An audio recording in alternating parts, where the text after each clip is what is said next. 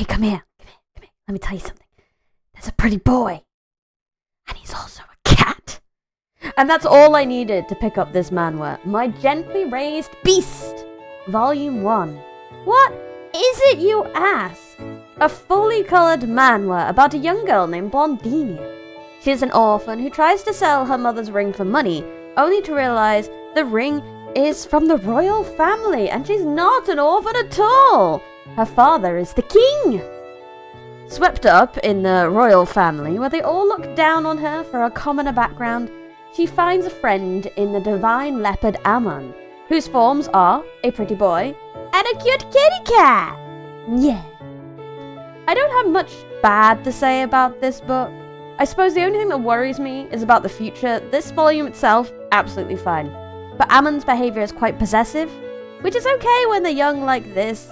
He's lonely, he doesn't know how to deal with it. It comes across as more like he doesn't know how to express his feelings and does it a little bit violently because of his nature more than anything.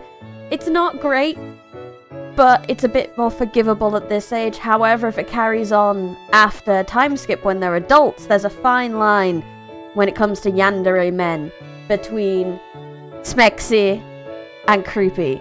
So only future books will tell which side of that line Ammon goes on. I'm hoping smexy, I am. But, as I said, this first book is absolutely perfect. I don't have much to say on it that's negative. Blondinia herself also is a wonderful main character.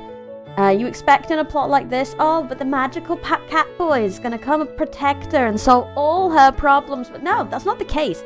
Because of how this world works, Ammon can't actually be there with her for a lot of the social situations she has to deal with. For a lot of the noble debuts and parties and things that she has to go to. Now she's princess.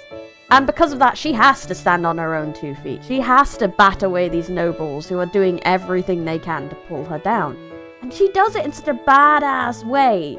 It's so good. She just shuts it down with a sentence most of the time. And she's like, nah, no, you don't get to look down on me just because of my commoner background. No.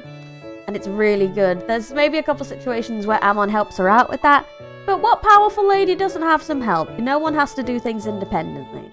And Blondinia is an amazing one. She's a bit of a fish out of water in this noble world, but she does really well, and I really enjoy reading about her, and I'm really curious how she is going to develop.